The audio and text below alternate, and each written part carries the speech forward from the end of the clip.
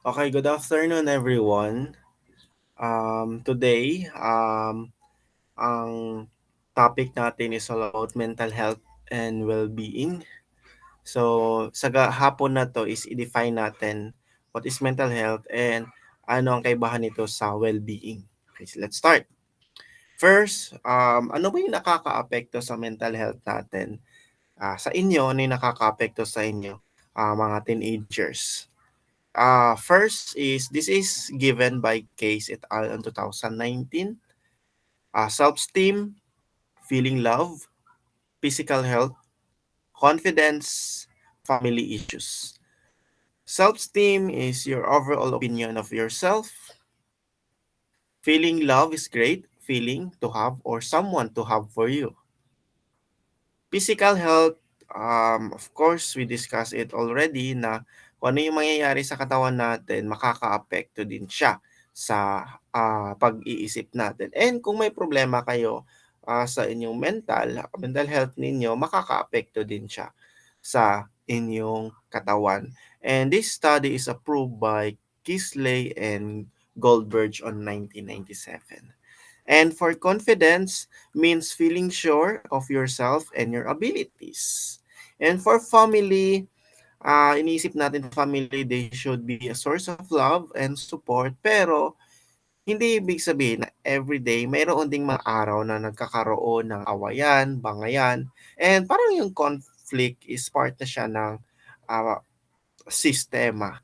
'Di ba? Pero kung grabe na nandiyan na yung sakitan, nandiyan na yung may mangyayari sa pamilya, mayroon na sigurong miyembro ng pamilya na naa-addict na, mayroon ng pamilya na wala ng trabaho, nag-aaway dahil walang trabaho, problema sa school, naaapektuhan, and yung pagsasama ng mag-asawa. And itong limang ito sinabi ni Case et al.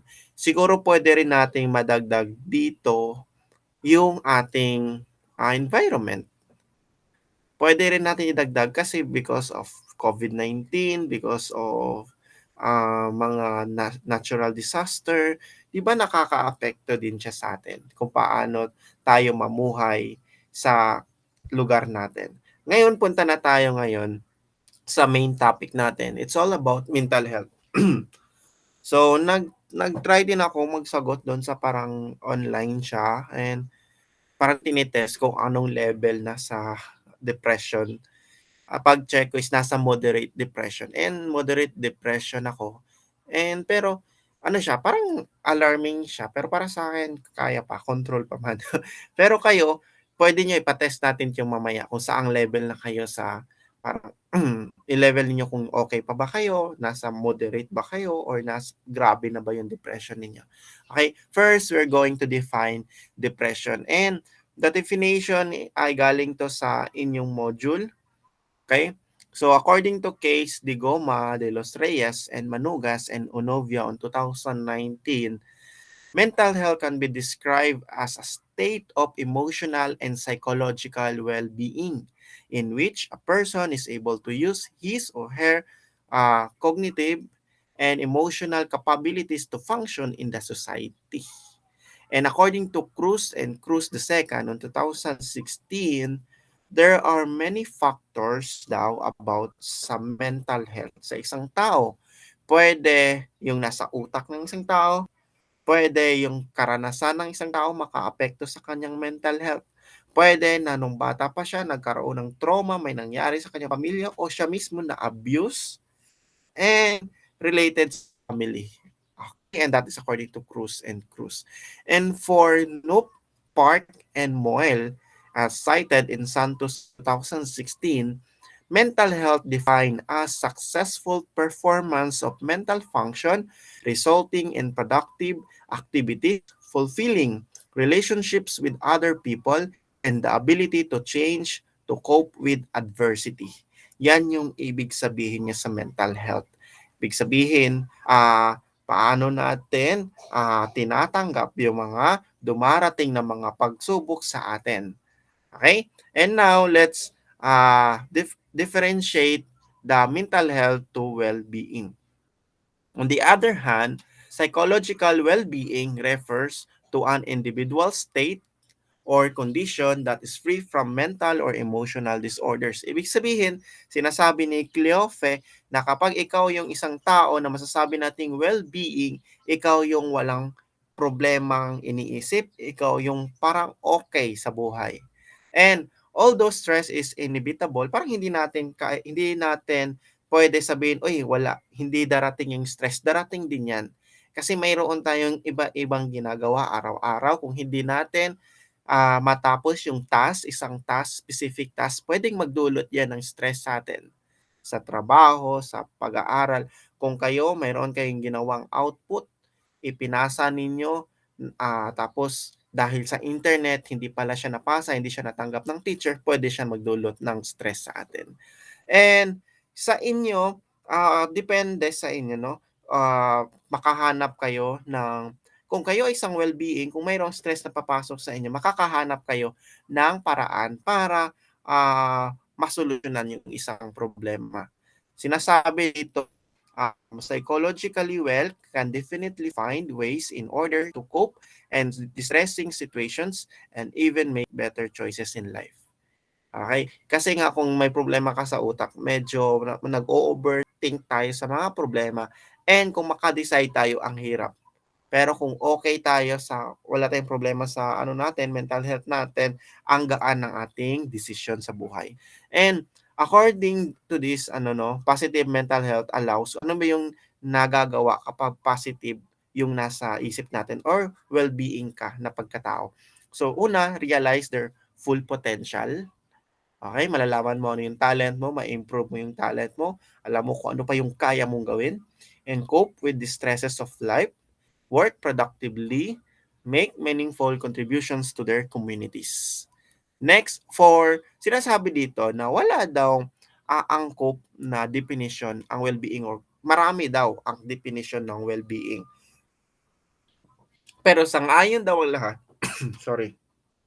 Pero sang-ayon daw ang lahat na pag sinasabi nating well-being, ito yung kasama na dito yung parang positive emotions, okay? Yung pag-uugali mo, and then yung happiness, papasok, kontento ka na sa buhay, and the absence of negative emotions, depression or anxiety, parang okay ka na, satisfied ka na sa buhay mo.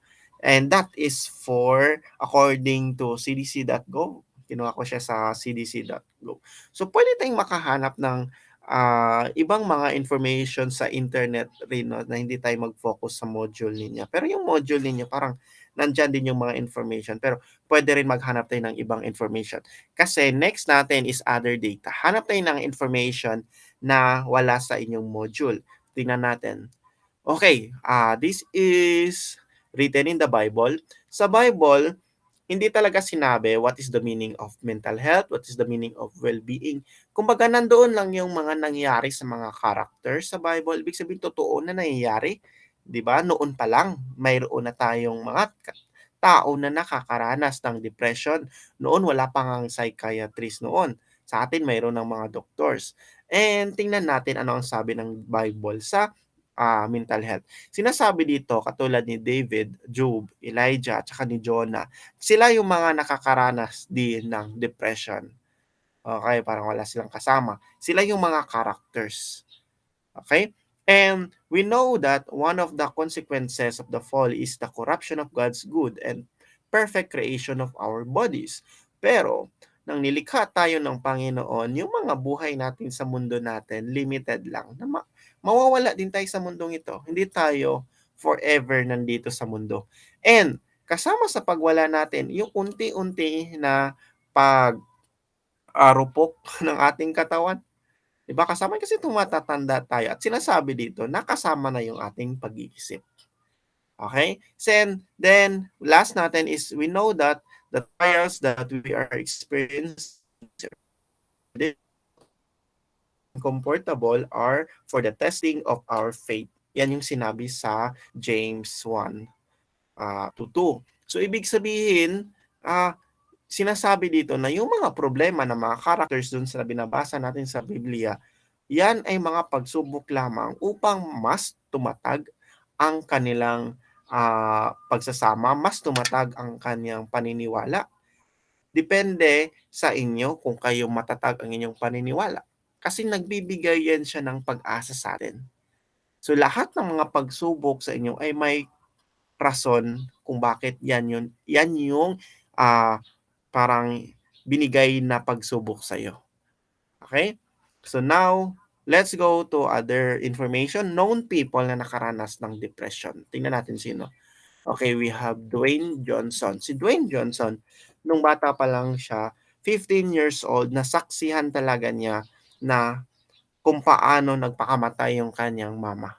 So dito nakadulot siya ng stress, depression sa kanya. Hindi niya napigilan yung kanyang mama na gawin yon.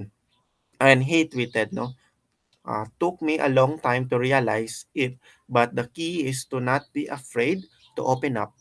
Especially as dudes have a tendency to keep it in, you're not alone. Yan yung sinabi niya sa parang ngayon na nasabi niya parang naibahagi na niya yung mga nakaranasan niya.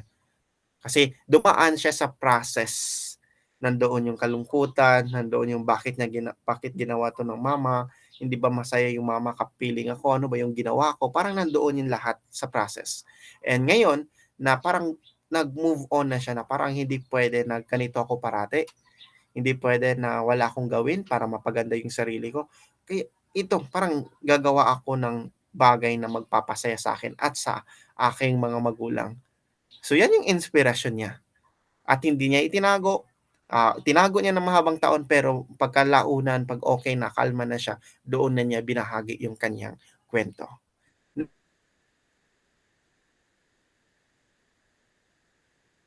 Next is we have Lady Gaga. Okay, so makikita natin na grabe, siguro itong karanasan niya nung bata pa siya. Bakit niya nakakanta itong mga kanta na masasabi natin labag sa simbahan, yung kanyang kasuotan, grabe masyado. Kasi yan yung mga parang siguro mas tumibay yung kanyang mukha dahil sa kanyang mga karanasan.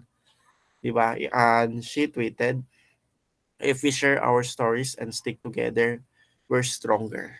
Siguro doon sa mga kanta niya ay kabahagi doon yung kanyang kwento sa buhay. Okay, next tayo. We have, ito, sikat to siya na Filipino, si Bella. Bella Porch. Yung tong, tong, yung gano'n doon, tong, tong, tong, tong. Sumikat siya doon. Dahil sa video lang doon siya sumikat. Okay, mga ilang buwan, ilang months ang dumaan, naging millions na ang kanyang followers. Pero, alam nyo ba, na si Bella Porch ay dumaan din sa stage ng depression. Okay? Decided to force myself to make changes and do big things with my life. Yung sinabi niya. Next is parang ramdam kasi niya na parang nag-iisa na lamang siya, wala na siyang kakampi. The Navy was the first time I ever felt like I really had a family. Yan yung na sinabi niya. Parang nag-ano siya, nag-post siya sa Instagram about, nag-open up talaga siya sa kanyang mga problema. Nang nakatulong daw sa kanya yung nagsali siya sa Navy. Okay? Ang sinabi pa niya, nung umalis daw siya sa Navy, parang bumalik yung kanyang buhay na malungkutin, parang nawala yung kanyang pamilya. And depression is a constant war I've been fighting. Some days I'll win, most days I lose. Siguro mapaipaisip tayo sa kanyang sinabi na kung bakit ganito.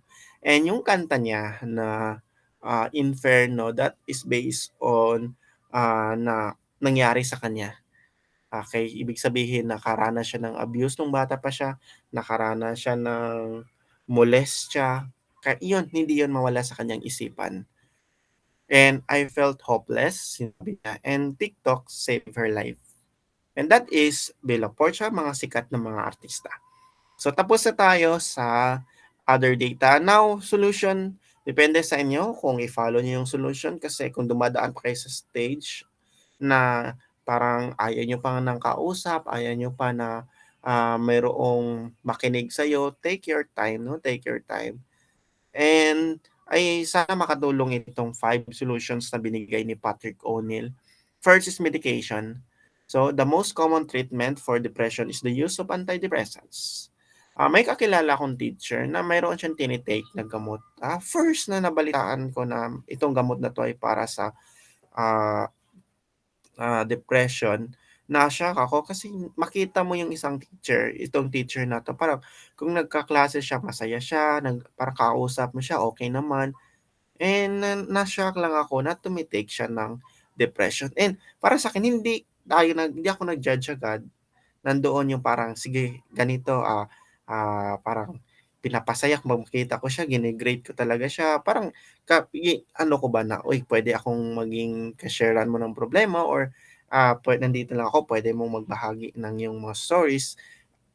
Yun lang, parang parang mayroon siyang, parang kasama, masaya. Parang ipakita mo na hindi hindi masama na mag-take ng ganitong mga gamot. Para sa'kin, oh, 'di ba, respeto and dapat open tayo sa mga tao sa paligid natin kung nagte-take, huwag nating pagtawanan, huwag nating sabihing baliw, huwag nating sabihin na OA. Kasi iba yung kanyang sapatos na sinusuot, kahit na sobrang liit ang problema, iba-iba tayo ng pag-iisip. Isipin ninyo ha, kung yung ibang tao nagpapakamatay dahil, low stakes sa ML, dahil sa pag-ibig, 'di ba? Kung pagtatawanan lang natin yung problema sa pag-ibig or problema sa mga laro, online games, iba yung pagtanggap nila kasi sa mga problema. Para sa kanila mas mabigat, okey? So kayo, wag ninyong pagtawanan yung isang tao, okey?